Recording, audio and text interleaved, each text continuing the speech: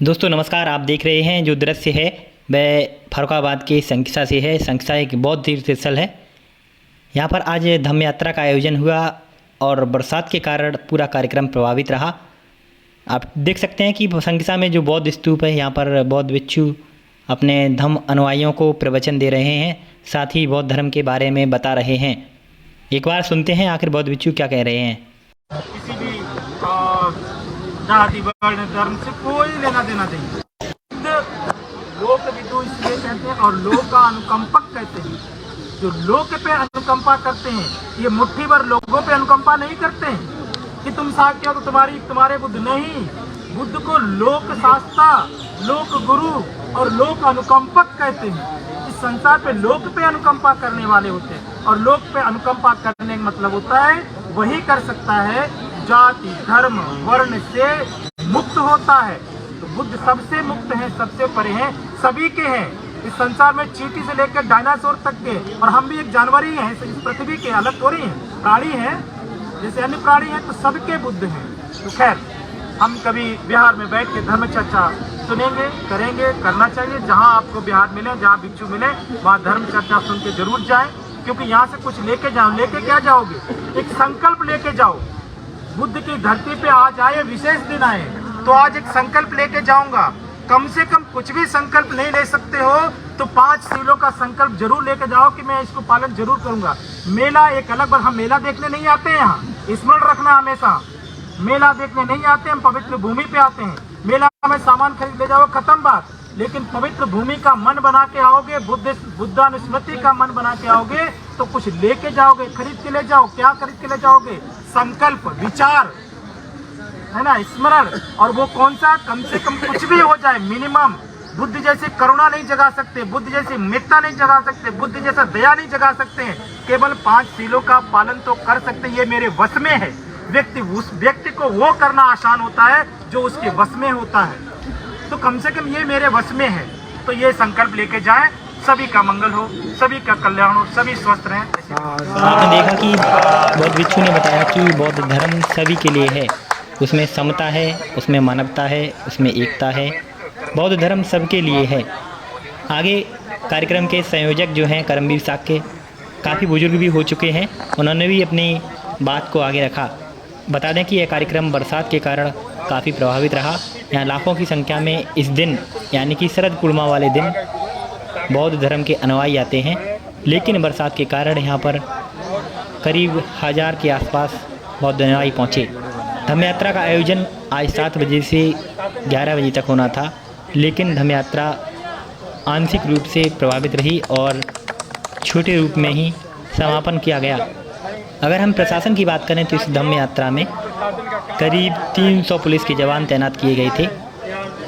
बताते चलें कि पूर्व में यानी कि 1 साल पहले जो धम्म यात्रा का आयोजन हुआ था, यहाँ पर कुछ दबंग लोगों के कारण पथराव हुआ और कई लोग यहाँ पर चोटिल हुए थे, घायल हुए थे, जिसके कारण यहाँ पर प्रशासन ने सख्ती दिखाते हुए यहाँ पर मुस्तैदी दिखाई और लगातार अपनी निगरानी अराजक तत्वों और अन्य लोगों पर देखने को मिली, ताकि कोई यहाँ पर अनहोनी ना घटे। साथ ही प्रशासन की तरफ से यहाँ पर कई गाइडलाइंस भी दी गई थी कि कार्यक्रम शांतिपूर्वक ढंग से संपन्न हो। द दस्तक 24 भी यहाँ पर आज लाइव करने वाला था पूरे कार्यक्रम को, लेकिन बरसात के कारण हमारी टीम थोड़ी लेट पहुँच पाई और इस कार्यक्रम को कवरेज कर नहीं सकी। साथ ही यहाँ पर बरसात भी हो रही है।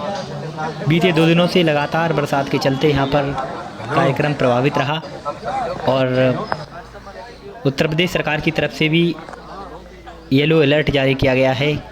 आगामी 2 दिनों में भी भयंकर बरसात होने की आशंका जताई जा रही है। आप देख सकते हैं धम्म प्रेमियों को हज़ारों की संख्या में यहाँ पर बौद्ध अनुयायी हैं और सुरक्षा की दृष्टि से पुलिस प्रशासन भी मुस्तैद है। आसपास के जनपदों से भी पुलिस बुलाई गई और पीएसी के जवान भी तैनात किए गए हैं ताकि यहाँ पर कोई अनहोनी ना हो। अंत में इस कार्यक्रम को समाप्त किया गया है।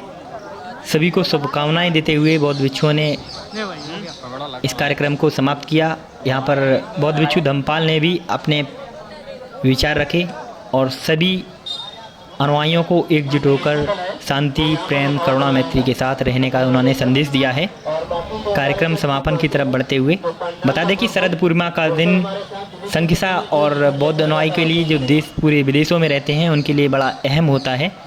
ऐसा माना जाता है कि बुद्ध यहाँ पर स्वर्गलोक से अवतरित हुए थे। तरह तरह की बातें हैं बुद्ध के बारे में। और जो आप देख रहे हैं टीला है, स्तूप है।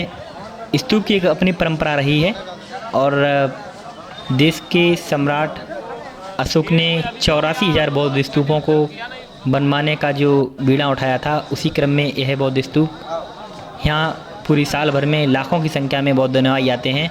साथ ही बता दें कि संख्या में Cambodia, Vietnam, Sri Lanka, Thailand, Myanmar आदि देशों के बौद्ध मंदिर हैं जो अपने आप में अनोखे हैं, जिसके लिए बौद्ध अनुयायी यहाँ पर आकर्षित होते हैं और घूमने आते हैं। आप देख रहे हैं द दस्तक 24 पर धम्म यात्रा लाइव। आपको बता दें कि बरसात के कारण यह यात्रा प्रभावित रही। लाखों की संख्या में लोग यहाँ पर आज जुटते हैं, लेकिन यह संख्या 1000 तक सीमित होकर रह गई। पूर्व में भी हमने YouTube लाइव किया था, लेकिन बरसात के कारण प्रभावित रहा और उस लाइव को हमें रोकना पड़ा। अन्यथा इस कार्यक्रम को बहुत ही अच्छे ढंग से दिखाया जा सकता था। इसके लिए हम दर्शकों से माफ़ी भी चाहते हैं। आप देख रहे हैं कि किस प्रकार लोग अब कार्यक्रम समापन की तरफ हैं और कार्यक्रम के समापन की घोषणा भी हुई है। और साथ ही बौद्ध अनुयायी, बौद्ध भिक्षु, सुरक्षाकर्मी यहाँ से जाते हुए। तो ये तो थी संकिसा से बौद्ध धम्म यात्रा और बौद्ध धम्म कार्यक्रमों की एक झलक। बरसात के कारण यह कार्यक्रम प्रभावित रहा। बौद्ध भिक्षुओं ने यहाँ पर करुणा, मैत्री, सामाजिक समरसता को बनाते हुए सभी समुदायों को एक साथ रहने की अपील की है। और वास्तविकता में भारत की एक अहम खास बात रही है, भारत की एकता, आपसी प्रेम, भाईचारा, जिसके कारण भारत की पहचान पूरे विश्व में है। और सभी समुदायों के लोगों को आपसी प्रेम, भाईचारे के साथ देश में रहना चाहिए। शांति है तो सब कुछ है। और वास्तविकता में बुद्ध शांति के प्रेरक भी हैं और बुद्ध ने शांति का संदेश पूरे विश्व को दिया।